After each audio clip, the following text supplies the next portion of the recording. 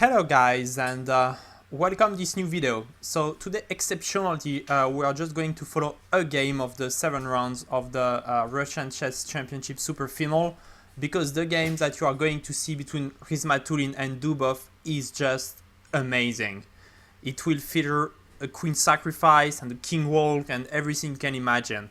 So just fasten your seatbelts, we are going for an amazing game. So it started with a queen's decline gambit, the move c6. So could go to a Slav, to a semi-Slav, to a Botvinnikov, opening my pawn. So knight f3, knight f6, pawn to e3.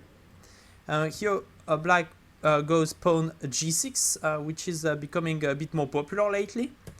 b4, so taking the control of the queen side, as the bishop is going to leave this diagonal. White can immediately push the pawn to b4. It's not going to be attacked.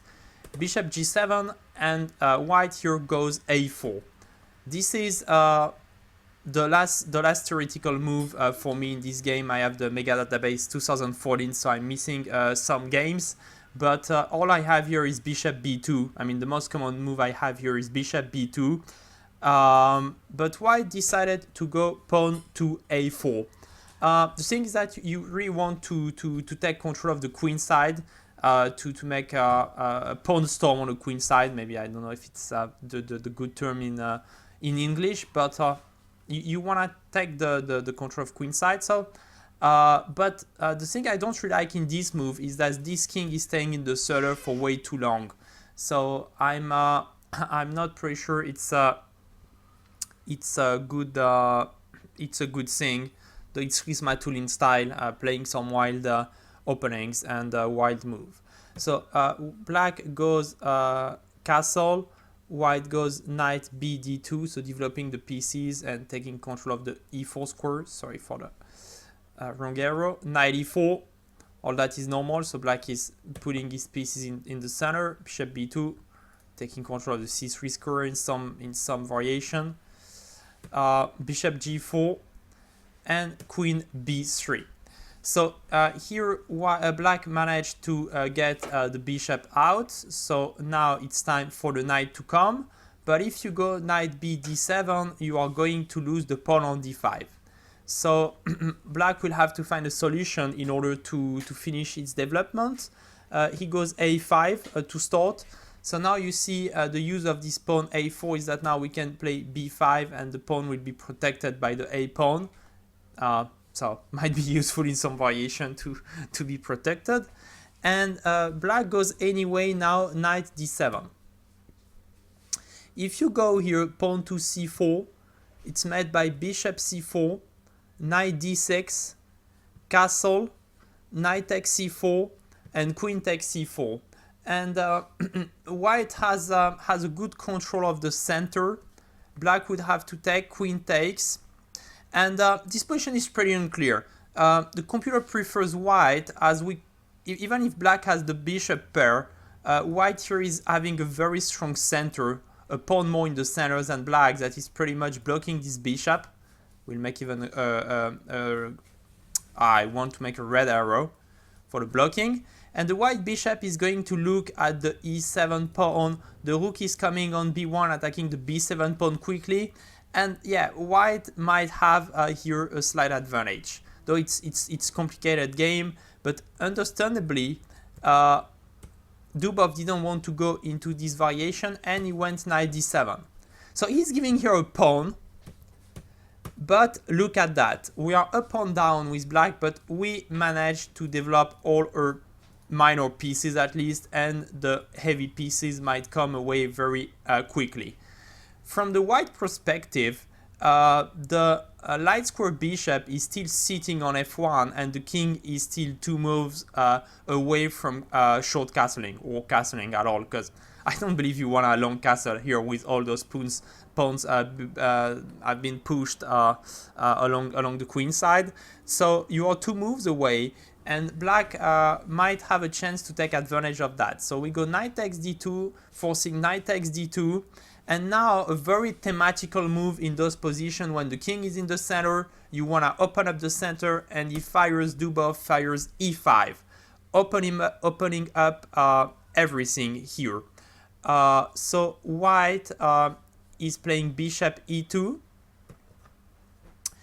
And the idea behind bishop e2 is pretty interesting. Now if you take on e2, white simply goes king e2.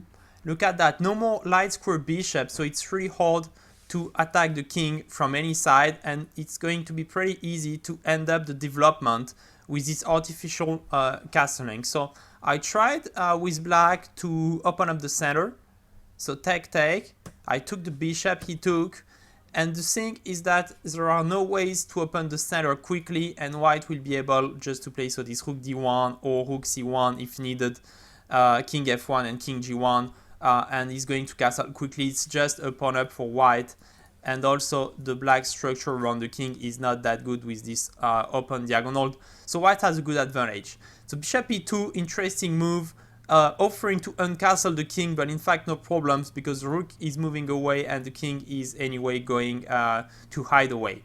So black goes here bishop e6, attacks the queen, so have to move the queen away. The only square is e4. I didn't analyze, but I don't believe that taking this pawn might bring anything good. We might just opening the computer to have a look. So if queen takes b7, pawn e4,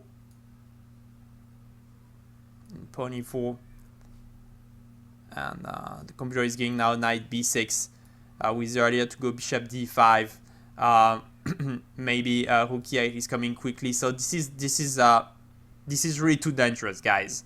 I don't want to go into some analysis I didn't met before making the video.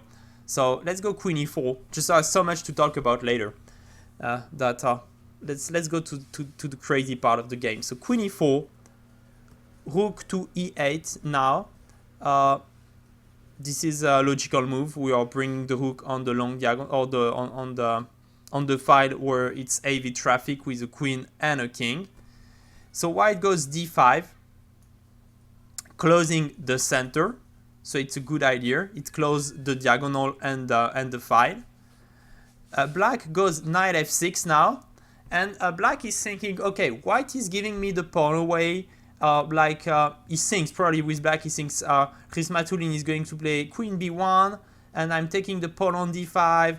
I have some activity with my pieces, and black maybe it's just slightly better. I think that's why white can cope with that, but he thinks I will be doing good after bishop d5. We'll try maybe even to play with a win with the black pieces. But here, surprise, surprise, Khismatullin goes pawn takes c6, giving up the queen. So look at that. So we give up a queen for, okay, we give a check for two minor pieces. So your bishop c4 check.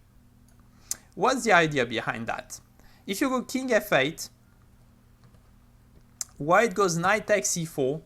Look, the king is stuck, cannot go anywhere. So bishop e3 would be a mighty move. So black, by example, goes bishop h6. This is an analyze. White goes castle. Black goes queen b6. I tried some other move like queen c7, queen b6, but the ideas are pretty much the same. Bishop a3 check, king g7, bishop c5, asking the queen, queen c7, rook a c1, taking the control of the file. And look at that, those pieces, this knight on e4, it's impossible to kick it away. I mean, there is a pawn in front of that. It's like a blockade. No pawns can attack it. And now we don't have any minor pieces with black. It's impossible to move it away. Those two bishops here, they are really controlling plenty of squares. This king is looking sad. The bishop has nowhere to go. I mean, it's looking at a pawn and it cannot go backward. And it's hard to activate the pieces for black. So we go, by example, rook d8. White goes simply bishop e2 now to take advantage of the open file, threatening bishop f8 check and rook c7. king h8, bishop d6, attacking the queen, queen f7, and bishop c7. So I analyzed this position, watched a bit what might happen around. One way or another, white is winning more material. So now we are going to win the a5 pawn. And as I said, the black pieces are a bit weird. And it's very unclear who is better. It's two minor pieces plus 2 pawns. And still some activity and some weaknesses for black as the e5 pawn and the b7 pawn. A pass pawn is incoming for white. So this was pretty unclear.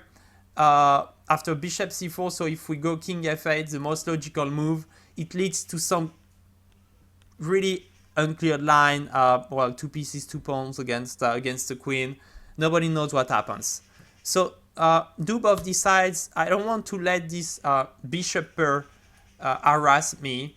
I better give up an exchange and make life more easier to my queen to activate. Because when this bishop disappears, the queen might activate itself on the light squares. So rook e6, knight takes c4, rook c8. So now we attack the bishop. Bishop takes e6, king takes d6, and castle. So what do we have materially?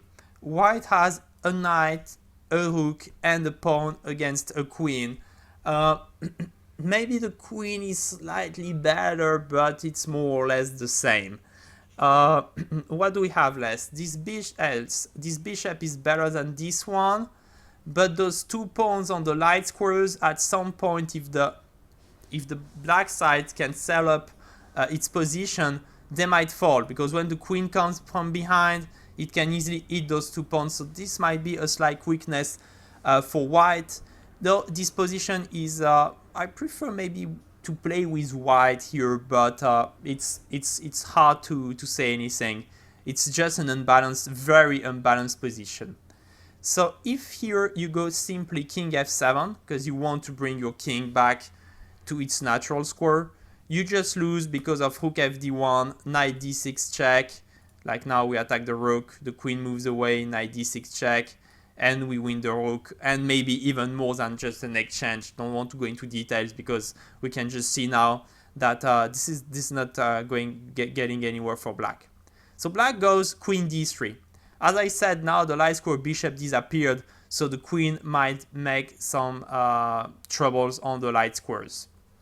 White goes knight g5 check. So now the black king is going to the f5 square. In fact, it's really hard. If you go to f6, it's never looking good. Like rook d1, rook d7 is coming. King f6 might come later. So the king is more, and your pawn is going to be pinned. So the thing is that the king goes on f5, and as I said, white has no control of the light squares anymore. So it's not that easy to attack the king while it's walking on the light squares. So that's why he's going this way. Anyway, you cannot go behind, and you will see this king walk is going to be pretty intriguing. So white goes f5, h4. Sorry, why I say f5? White goes h4, defending the knight. Queen e2. So attacking the bishop and maybe in some variation looking at the light squares. Pawn to e4 check, and now black is going king g4. So after king f6, white would have played rook d1, and after queen takes b2, rook d7, threading the checkmate on f7, queen b3, covering the checkmate, knight take h7, king e6, and rook takes g7. And here white has a big advantage. He just won a pawn. The g6 pawn is falling. The king is looking really bad, and we are just pushing our pawns. Now we are going to have a piece, a rook, and 3 pawns for the queen. So this is a good, very, very big advantage for white. It's about +3 on the computer. So black is forced to go king g4, but it's no problem to have the king on g4 because, as we said, it's hard for white to thread the light squares, so it's not that easy to get this bishop. So white goes now bishop c1. So the threat of white, the idea of the of white now is probably rook a3, rook g3, rook h3. I mean, rook somewhere. The bishop protects the knight. So when the king is taking the pawn now, this knight is not anymore in danger. And we want to play rook a3. Here, the best move for black was h6. And we're not going to those lines, but you will understand later why it was important to play that. For black to play h6. So black went rook c3. The idea of rook c3 is to avoid white to, not to avoid, but to make sure white is not going rook a3 and take control of the third rank. The only thing is that here white could have played knight take h7. So white went bishop e3, but he could have went king knight h7, king takes h4. I think I mean, when you take on h7, the thing that the black cannot take the h4 pawn because of bishop g5 check. So the knight is freeing the g5 square for the bishop. Now if king h5, the amazing move pawn f3. And black has to at least give up a rook to stop the checkmate because g4 is coming and you can't do anything against it. You don't have any more f pawn to stop that, so you have to at least give up a rook. In fact, the computer wants you to give the queen because it's just too hard to stop the checkmate. So black has to go king g4, and white goes rook a d1 with the simple idea to go rook d6 and rook takes g6. And in fact, here it's very difficult to defend for black. The king now is just surrounded. So king, the black side could not take the h4 pawn, had to play something with g5, but again to get some retreat square for the king. But again, this is going to be a good advantage for white as it's taking more pawns. So white misses knight h7. Instead it goes bishop e3. Black goes king h5, knight f3 check, and king h5. And look at that. Here the big difference is that when we have the knight on h7, we can play pawn to f3 and pawn to g4 as the bishop could come on g5. Here it's a lot more difficult. If you go bishop g5 here, by example, your opponent just takes the knight and takes the bishop. If you want to bring the knight back on g5, the same story. Black is just taking the bishop and the knight disappears. So you can't do that anymore. Here, black made a big mistake, played queen c2. No, king h5, rook a d1, sorry. So this is the move of the game, with the idea to go rook d7 and rook take h7. So this is a threat. Here black makes a mistake, and it's a mistake for tactical reason. We'll see why after it played queen c2. Black had to play rook d3. So stopping the rook from coming on d7. Rook c1, same idea. Take that bishop away. Queen takes, king h2, because it was a check. And queen takes e4. And now it's a pretty unbalanced game again. This king is of course slightly misplaced, but it's not clear how white can take advantage of that, as there are less and less pieces on the board. The material is 2 rook against a queen and 2 pawns, so a slight material advantage for black, but as we just said, the king is slightly misplaced, so it's a very unbalanced game, and it's still game on. But black went queen c2, and here white missed its chance. White could have played here, well, he went rook fe1, so protecting the bishop. It could have gone rook c1, queen d3, queen takes c3, queen takes c3, so all that is forced. Rook c1, attacking the queen, queen b3, and rook c7, attacking the bishop. And now, if you move the bishop away, white goes rook h7 check, king g4, and knight h2 checkmate. So the king cannot go anywhere, it's a checkmate, a beautiful one. And if you protect your bishop with the queen, white is simply playing rook b7, and all your pieces are stuck there, and the pawn is just going to be too quick. So after rook c1, so after queen c2, if white plays rook c1, is winning the game. But he goes rook e1. White goes g5. So now he's fighting an hideaway square on g6 for its king. So he's getting safer for black now. White cannot take the pawn anymore because of rook takes c3. Again, the same tactic as we saw earlier. So white goes knight h2. He's trying probably to go f1, g3, and f5, seizing some better squares. Rook d3, rook c1, queen takes a4, so those pawns. And here white is missing his last chance to stay in the game. So he went b6, and you will see that it's not a good move. But he could have gone here to save the day, rook c7. So again, the same ideas to take control of the 7th rank, king g6, and rook b7. And well, here it was really unclear still because, well, this king, I'm repeating myself for the 10th time in the game, but still not on the best square of the chessboard. This pawn is well, just 3 moves away from being a queen, so it's a very unbalanced game. It's very complicated just to give an estimation. For the complete, it's close to 0, but I mean, it's just so complicated. So let's say just unbalanced. White goes instead b6. So now black has time to go king g6. So now the 7th rank is safer. Knight f1, queen takes c4. Now winning another pawn. There are no good squares for the bishop. So it goes finally rook c7. After bishop g5, black could have played queen b4.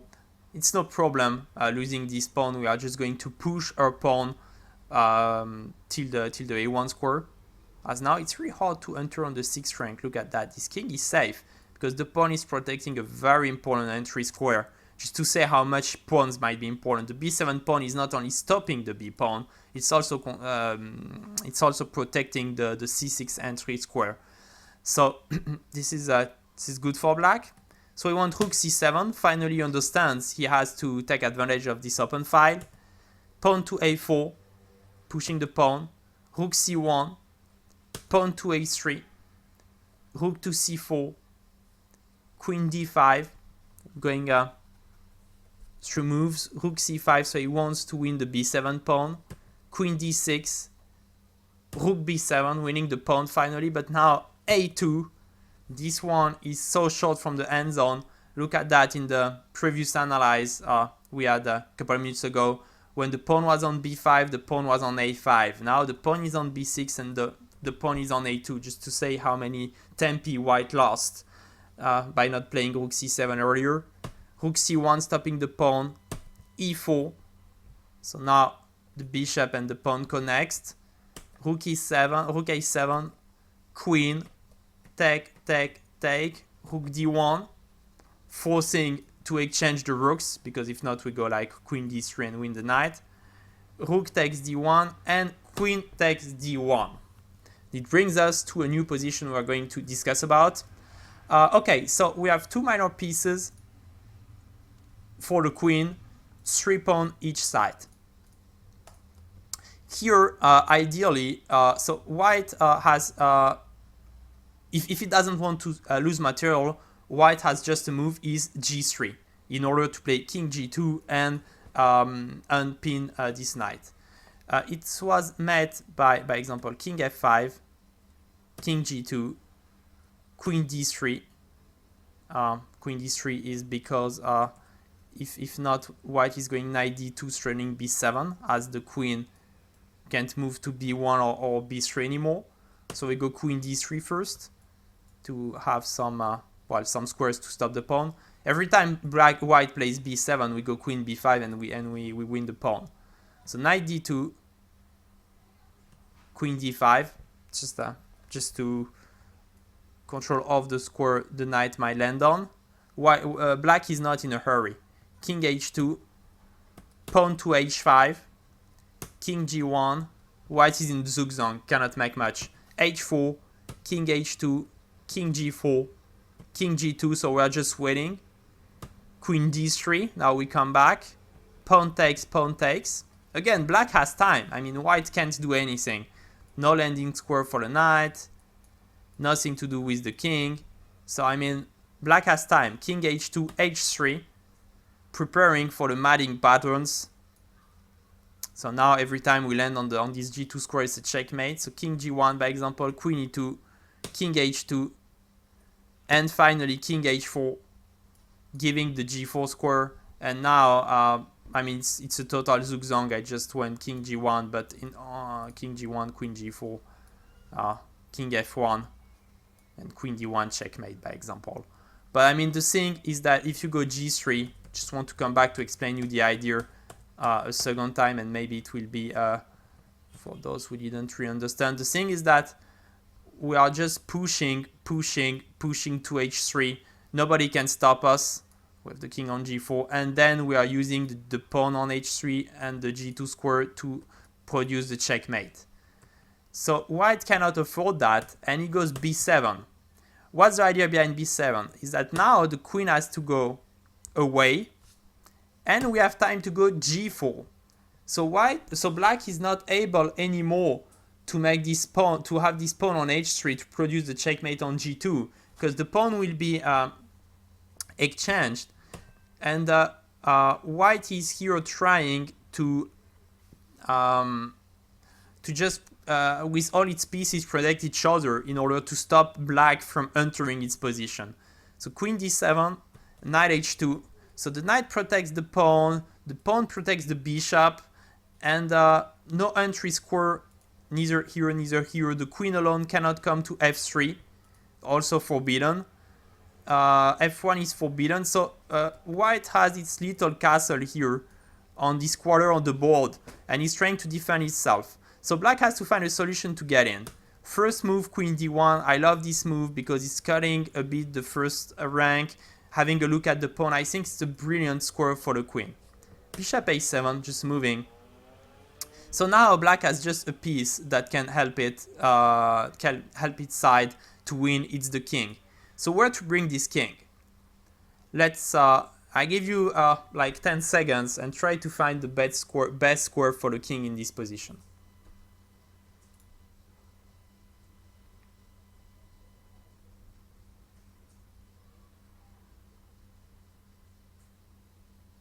Okay, and the best square for this king in this position is the square e2. So let's bring the king toward d3 for the moment. Then we will play h5, and we'll see what happens a bit later. Let's improve the pieces for the moment. So bring the king to e5, d5, king c4, king d3, and king e2. So it's the best square because now the king is active also. This knight is in total zugzwang, cannot move away. The king threats the pawn. In some variation might be helpful. And well, it's very active in the pawn's endgame. If pieces are exchanging at some point, it can also help the e4 pawn. Also, it's really safe here on e2 because, I mean, white cannot attack on the light squares. And, well, I mean, you are in total safety here. So it's the second king walk, but here we are safety.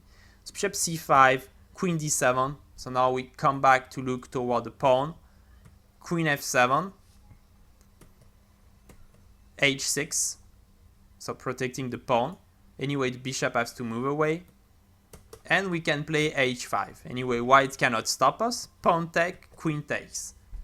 So now what we want to do is to bring the pawn to g4, the queen to h3, and the pawn to g3. So white goes knight f1. It takes control of the g3 square to make sure a pawn cannot be pushed. So we go queen f3, king g1, queen h3, knight e3, So he's protecting the square because our idea was to bring the king on f3 and produce this checkmate on g2. Forgot to say that, but now that the knight moved away, the idea is to bring the king on f3 and to produce the checkmate. So he's trying to defend with the knight and maybe now bring the bishop to g3.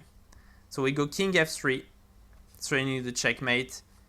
Bishop d4, not threatening, but I mean getting this g2 square control. Bishop d4, g4, bishop e5. So as I said, he's trying to stop us from pushing the pawn. But here Dubov plays g3 and white resigns. He resigns because after bishop takes g3, queen takes g3, pawn takes g3, king takes e3, g4, king d2, g5, e3, g6, e2, g7, e1 check, king g2, and queen e8 winning the game. So an amazing technique in the endgame at the end by Dubov. Khismatullin was really close with his little, how to call that again, with his little quarter of the board to save the day.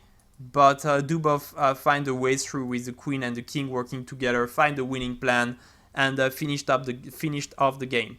So very amazing game. I'm not going to review another one for today because I mean this one is just enough. Just going to have a look at the standings. Wait a second. I need to do that the right way. So let's have a look at the standing and the results. So we had a very exciting game between Bukavshin. Oh wow! I just had a problem. So I think we don't have the result for today. Sorry for this little problem at the end. But all in all, let me just give me just a second to get to get this again. Wait, we are doing this right, guys, till the end. So let's get the results.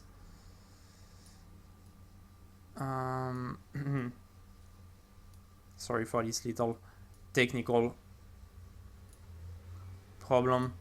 So okay, and we go a bit up. So okay, we have Bukavshin made a good draw, a good game between Zvidler and Bukavshin. Sorry, so Bukavshin Zvidler was a good game, very exciting. I wanted to review that, but it would have been too much for just a video. It ended in a draw, but both players could have won the game. It was pretty crazy. Koryakin showed great technique against Artemiev. He was a bit in danger at some point in the game, but he could. He was a bit attacked on his queen side, but he could defend himself well and take advantage of the strategical advantage he had because of double pawns. Tomaszewski showed great technique against Khismatullin in an endgame, and Lise Vityugov. Lise missed a win in the game, so he just had the draw. And Yakovenko Motilev was a very, very beautiful game as well, but ended in a draw. So on the standings, we have now Tomaszewski leading alone, Vityugov and Koryakin just behind with 4.5. And Yakovenko, the top seed, still has a chance to come back, but it will be already hard for Yakovenko. So we will have three players in three favorites, with Tomaszewski leading the pack. Zvidler with 3.5 out of 7 is probably already too far away. A pawn and half behind with just 4 games to go seems to be hard to come back from now on. It's a shame he missed his opportunity today, because if he won, he would have 4 points, and he could still be a very dangerous contender. So thank you very much for watching this video. Have a nice day. Bye.